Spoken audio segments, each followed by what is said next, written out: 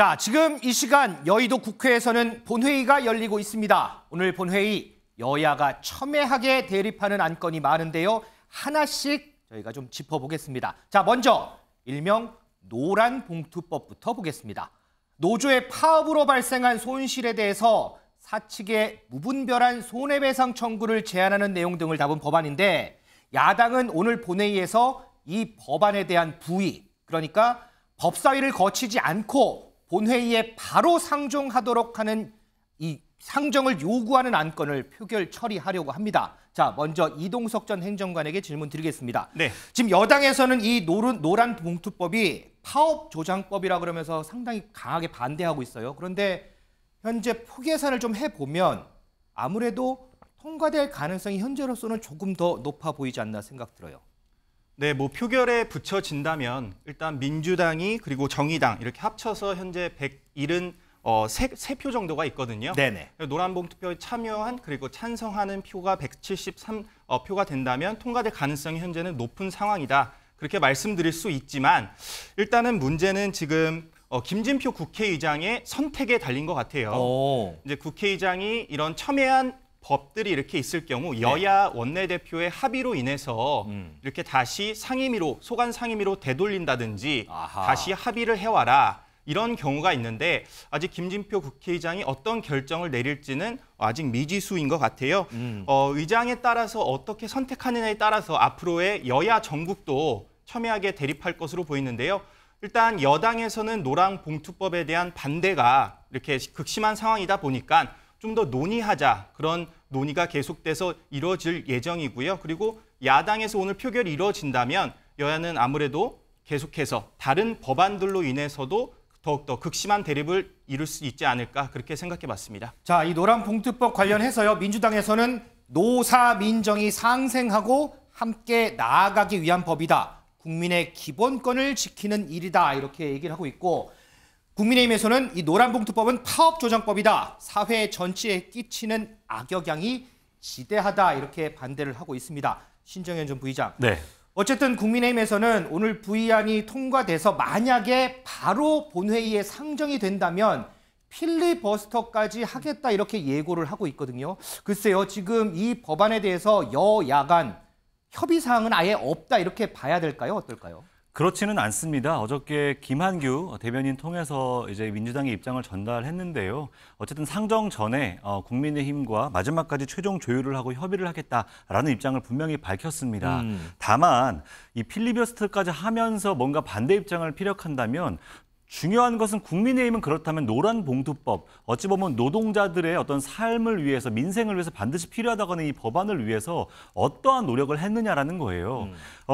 야당과 협의한 내용을 바탕으로 입법을 하는 과정들이 사실은 정치인데 김기현 대표는 얼마 전 대표 연설에서 뭐라고 합니까? 민주당을 향해서 아예 범죄 집단화하는 식의 발언을 했죠.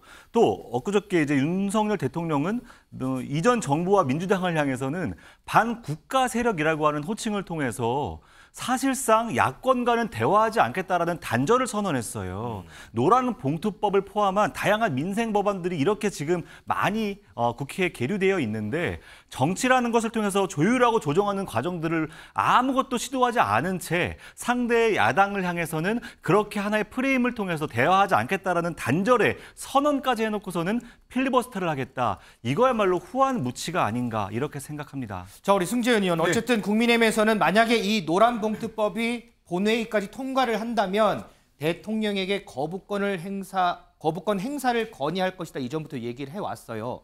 지금 승재현 의원 들으시기에 지금 여야 입장을 들어봤는데 글쎄요. 어떻게 될 것 같으세요? 좀 행정관으로 계셨으니까 네. 대통령실에서 해야 되는 첫 번째 이유가 대통령에게 부담을 줘서는 안 된다라는 겁니다.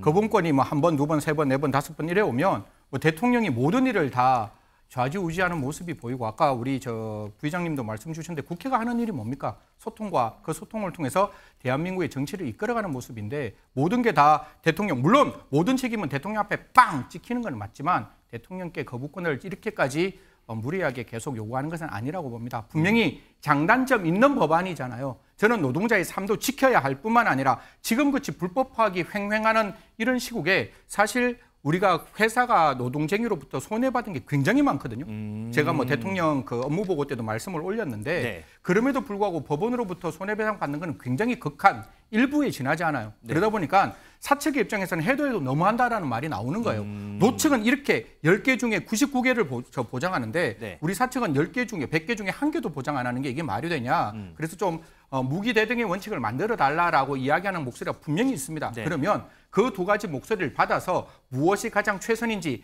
국민의 삶도, 즉 노동자의 삶도 보장할 뿐만 아니라 사측의 운영권도 보장할 수 있는 여러 가지가 함께 보장되었으면 좋겠다. 즉 불법 파업, 노동자의 근로 조건 향상이 아니라 정치적 파업하는 것은 절대로 저는 손해배상 해야 한다. 사측이 그렇게 바라보는 것이고 그게 아니라 노동자의 삶을 지키기 위한 헌법에서 보장하고 있는 근로 3권은 반드시 보장되어야 하고 그 3권 때문에 불법 행위로 인한 손해배상 청구를 받아서는 안 된다라는 생각을 가지고 있는 저로서는 분명히 이 두 가지 국회에서 해결해야 될 문제이지 대통령에게 이 정치적 부담을 줘서는 안 된다는 말씀 드리도록 하겠습니다. 야, 딱 여야가 아니고 제3자의 입장에서 가운데서 딱 보시는 것 같습니다.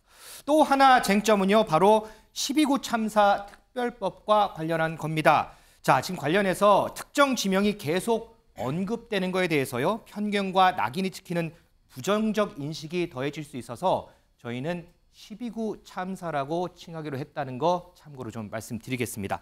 민지숙 기자, 오늘 민주당은 어쨌든 이 12구 참사 특별법 본회의에 패스트트랙 안건으로 올리려고 지금 하고 있는 거잖아요. 맞습니다.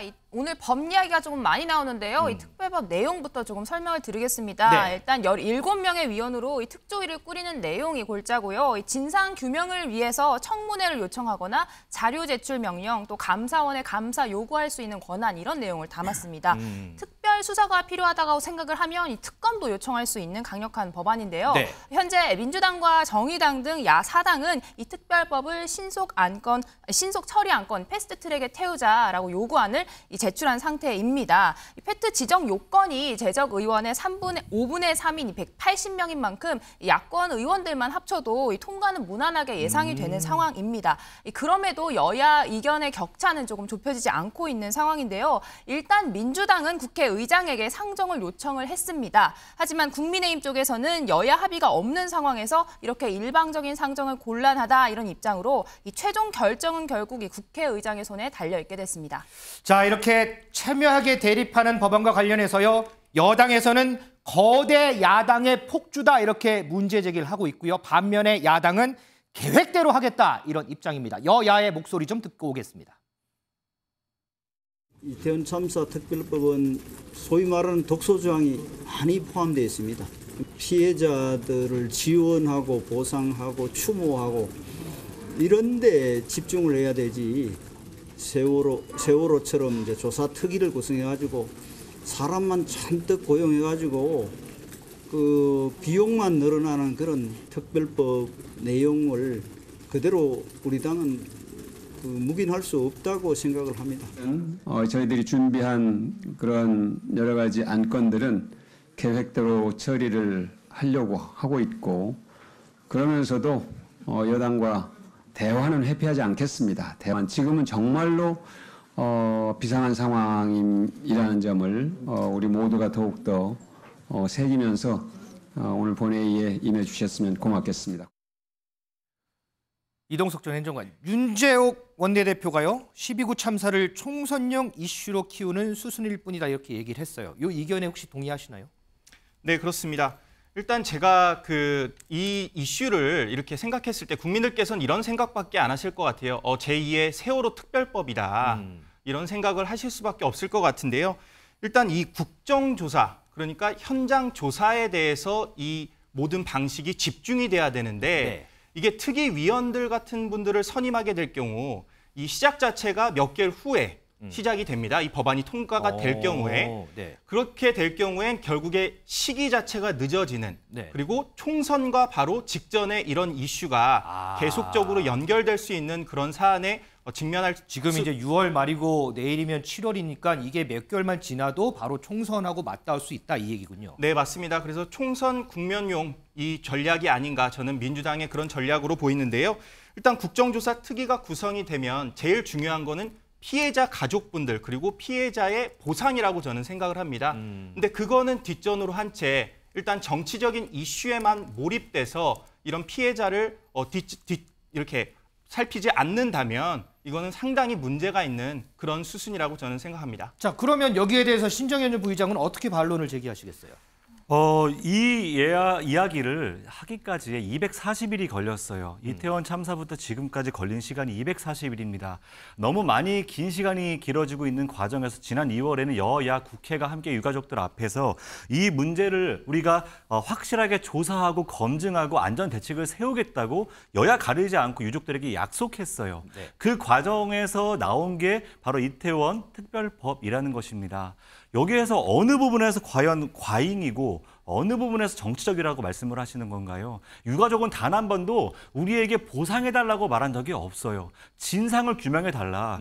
이 사회적 참사의 원인이 무엇이고 구조적으로 어떻게 해야 이 참사가 다시 재발되지 않는지 이것에 대해서 국회가 나서달라고 말하고 있는데 조금 전에 이동석 행정관도 말씀하셨지만 자꾸 이것을 유가족들에게 어떻게 보상해 줄 것인가로 자꾸 몰아가기 시작하면요. 유가족들의 진정한 의미에서 요구사항들을 우리가 다 묵과하는 것입니다. 네. 이 특별법 만들어지기까지 국민의힘 의원들 단 한 명도 서명하지 않았어요.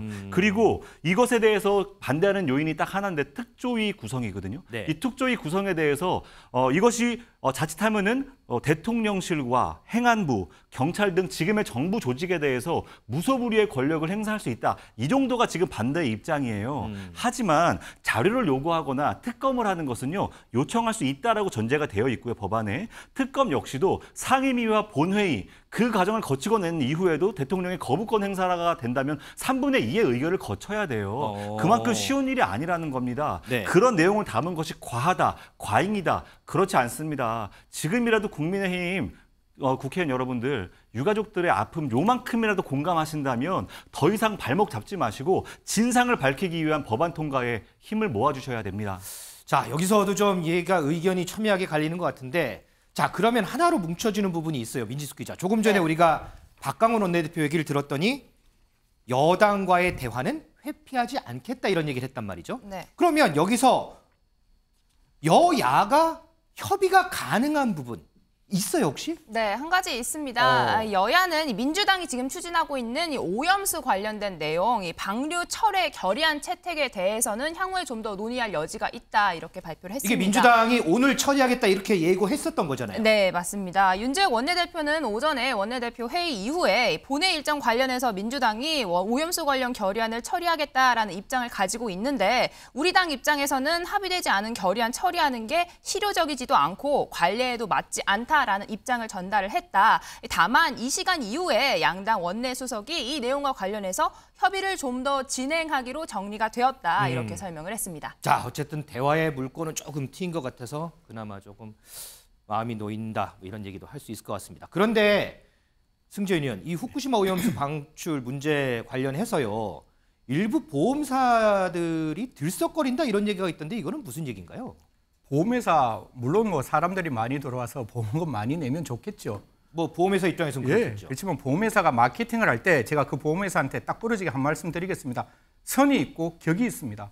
어떻게 지금 사실 저는 처리수라고 이야기하고 싶은데 처리수가 나왔을 때 국민들에게 암이 걸릴 수 있으니 네. 그 암을 대비해서 보험을 드십시오라고 전화 마케팅을 했다고 하는데요. 아, 그렇게 지금 광고를 하고 있다는 거예요? 네, 이거는 저는 모르겠습니다. 선을 넘었다고 생각하고 제가 한 말씀 드리겠습니다. 암은 나이가 들었을 때 나타날 수 있는 질병의 인디케이트, 그러니까 그 징표인 것이지 지금 나와 있는 오염수가 어떻게 암을 유발시키는지 과학적인 어떤 원인 관계, 인과관계가 증명이 되지 않았는데 저런 형태로 암에 걸릴 확률이 높다? 저라도 섬뜩하겠죠.